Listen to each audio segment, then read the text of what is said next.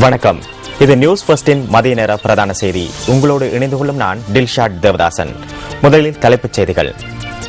தேர்தல்கள் ஆணையாளர் இலங்கை மனித உரிமைகள் ஆணைக்குழுவிற்கு அழைக்கப்பட்டுள்ளார். தோடம் வளங்களுக்குள் சூட்சமமான முறையில் மறைத்து ஹெரோயின் போதைப் பொருளை இலங்கைக்கு கொண்டு வந்த பாகிஸ்தான் பிரஜை கைது. சீனாவுக்கும் தாய்வானுக்கும் இடையில் வரலாற்று முக்கியத்துவம் வாய்ந்த பேச்சுவார்த்தை ஒன்று நடத்தப்படவுள்ளது. விரிவான செய்திகள். வைத்தியசாலை சிலவற்றின் சிற்றூழியர்கள் இன்று பணி பகிஷ்கரிப்பில் ஈடுபட்டனர். இவர்கள் சில கோரிக்கைகளை முன்வைத்து இந்த ஆர்ப்பாட்டத்தில் ஈடுபட்டனர். 6/2006 சுற்றறிக்கையை சரியாக அமல்படுத்த வேண்டும் என்ற கோரிக்கையை முன்வைத்து ஆர்ப்பாட்டத்தில் ஈடுபட்டனர். சகல தற்காலிக ஊழியர்களை நிரந்தரமாக்கல், 8 மணித்தியால கால வரையறைக்கு மேலதிகமாக கடமைக்கான கொடுப்பனவு வழங்கல் மற்றும் சீருடை கொடுப்பனவை ஒரே தடவையில் வழங்குதல் போன்ற 9 கோரிக்கைகளை முன்வைத்து ஆர்ப்பாட்டம் மேற்கொள்ளப்பட்டது.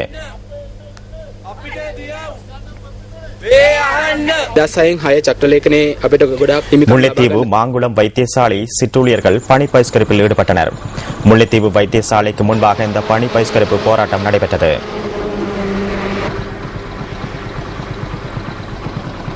மட்டக்களப்பு போதனா வைத்தியசாலையில் கடமையாற்றும் சுமார் 450க்கும் மேற்பட்ட சிற்றூழியர் பணி பகிஷ்கரிப்பில் போராட்டத்தில் ஈடுபட்டனர். பதாதைகளை தாங்கிய வண்ணம் கோஷங்களை ஏந்தியவாறு ஆர்ப்பாட்டத்தில் ஈடுபட்டனர்.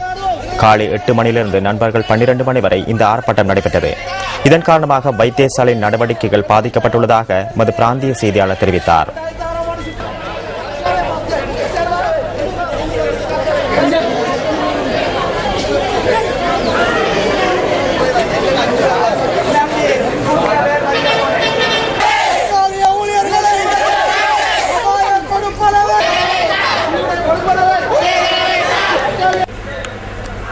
வாழைச்சேனை ஆதார வைத்தியசாலை சிற்றூழியர்கள் பணி பகிஷ்கரிப்பில் ஈடுபட்டனர். பதாதைகளை தாங்கியவாறு ஆர்ப்பாட்டத்தில் ஈடுபட்டிருந்தனர்.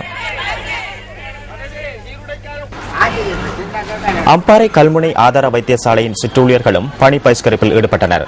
இதன் காரணமாக வைத்தியசாலை நடவடிக்கைகள் பாதிக்கப்பட்டிருந்ததாகவும் வைத்தியசாலைக்கு வருகை தந்த நோயாளர்கள் பெரும் சிரமங்களுக்கு உள்ளாகியதாகவும் எமது பிராந்திய செய்தியாளர் தெரிவித்தார்.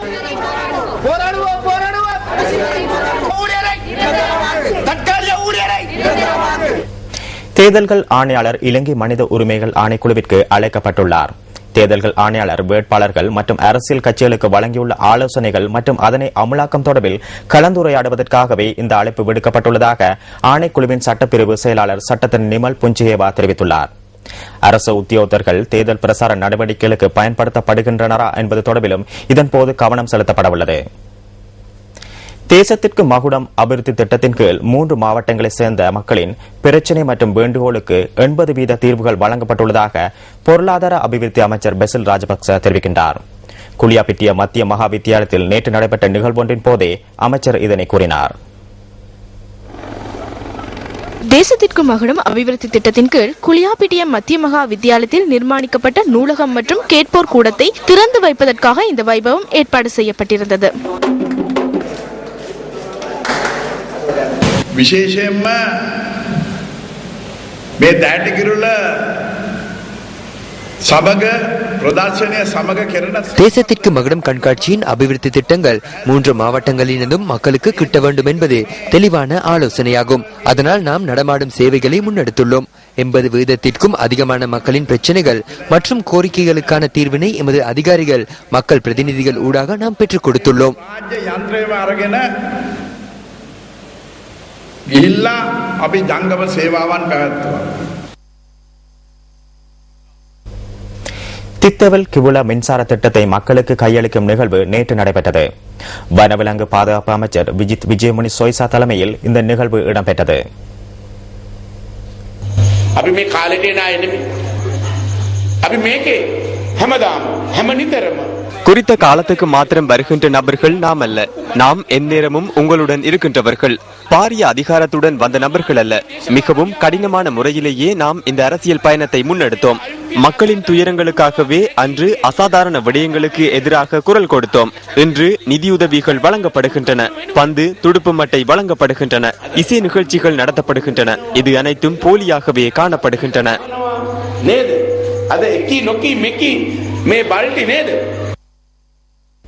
உள்நாட்டு இறைவரி திணைக்களத்தில் புதிதாக புலனாய்வு பிரிவொன்றை ஸ்தாபிக்க தீர்மானிக்கப்பட்டுள்ளது. வரி செலுத்த தவறுவோர் மற்றும் வரி செலுத்துவதற்கான ஆவணங்களை இதுவரை சமர்ப்பிக்காதுள்ளோர் அடையாளம் காண்பதே இதன் நோக்கமாகும். உள்நாட்டு இருவரை திணைக்களத்திற்காக பிரத்யேக புலனாய்வு பிரிவொன்றை ஸ்தாபிப்பதற்கான முயற்சி நீண்ட காலமாக மேற்கொள்ளப்பட்டு வந்தாலும் அது கைகூடவில்லை என உள்நாட்டு இறைவரி ஆணையாளர் நாயகம் மல்லிகா சமரசேகர தெரிவித்துள்ளார். இந்த வருடத்திற்குள் புலனாய்வு பிரிவை ஸ்தாபிப்பதற்கு திட்டமிட்டுள்ளதாகவும் அவர் குறிப்பிட்டுள்ளார்.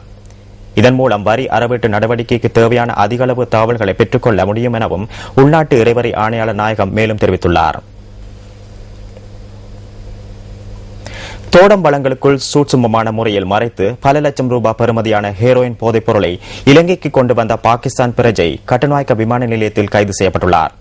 விமான நிலைய போதைப் பொருள் ஒழிப்பு பிரிவினரால் சந்தேக நபர் கைது செய்யப்பட்டதாக சுங்க ஊடக பேச்சாளர் லெஸ்லி காமினி தெரிவித்துள்ளார்.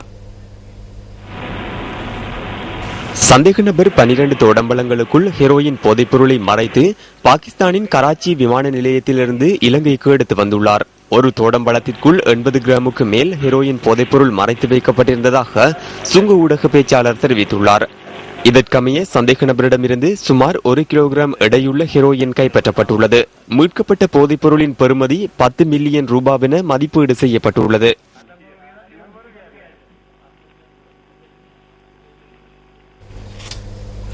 மன்னார் திருக்கேதீஸ்வரம் பகுதியில் கண்டுபிடிக்கப்பட்ட மனித புதைக்குழியில் இன்றும் அகழ்வு பணிகள் இடம்பெறுகின்றன. இந்த மனித புதைக்குழியில் இருந்து மற்றொரு மண்டையோடு கண்டுபிடிக்கப்பட்டுள்ளது. இதற்கமைய மன்னார் திருக்கேதீஸ்வரம் மனித புதைக்குழியில் இருந்து மீட்கப்பட்ட மண்டையோடுகளின் எண்ணிக்கை 58ஆக உயர்வடைந்துள்ளது. மன்னார் மாந்தை வீதியின் திருக்கேதீஸ்வரம் கோயிலுக்கு அருகில் கடந்த ஆண்டு டிசம்பர் மாதம் 20ஆம் தேதி நீர் குழாய்களை பொருத்தும் பணிகளில் ஈடுபட்டிருந்தவர்களால் இந்த மனித புதைக்குழி கண்டுபிடிக்கப்பட்டிருந்தது.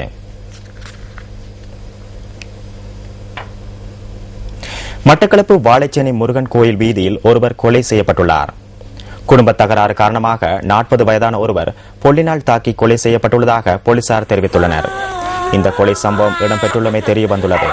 சம்பவம் தொடர்பில் கொலை செய்யப்பட்டவரின் மைத்துனர் கைது செய்யப்பட்டுள்ளதாக நீதவான் விசாரணையும் பிரேத பரிசோதனையும் இன்று நடைபெறவுள்ளன.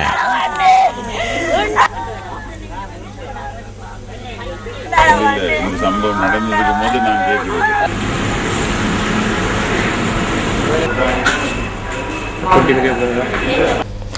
வவுனியா மாவட்டத்தில் ஏற்றுமதியை இலக்காக கொண்டு முதன்முறையாக மஞ்சள் செய்கை மேற்கொள்ளப்பட்டு வருகின்றது.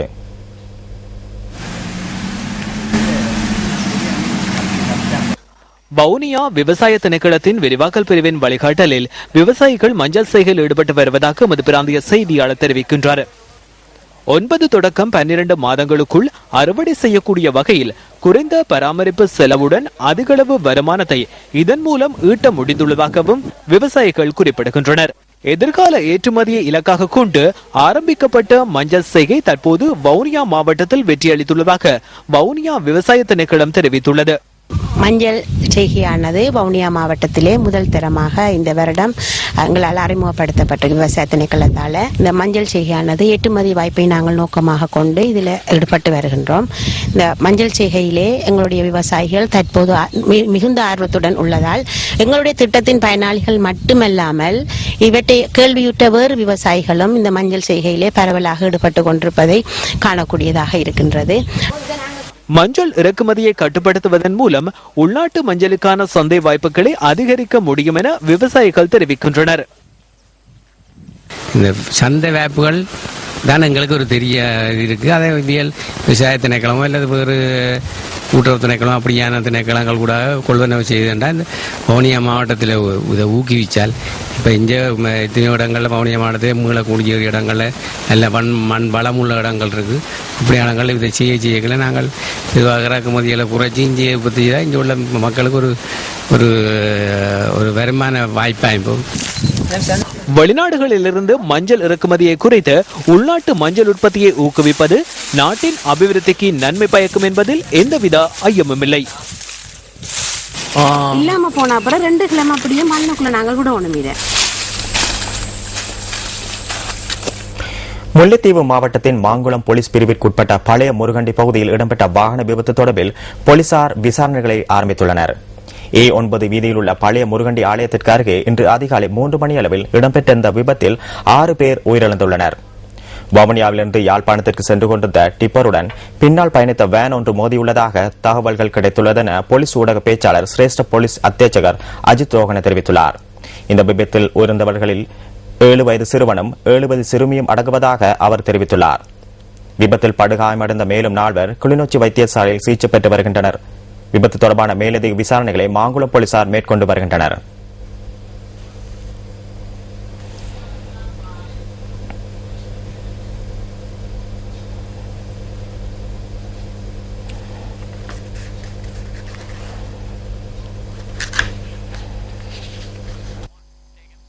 இத்துடன் நியூஸ் ஃபர்ஸ்டின் மதிய நேர பிரதான செய்தி நிறைவு பெறுகின்றது. நியூஸ் ஃபர்ஸ்டின் மணித்தியால செய்தியை 2:25க்கு எதிர்பாருங்கள்.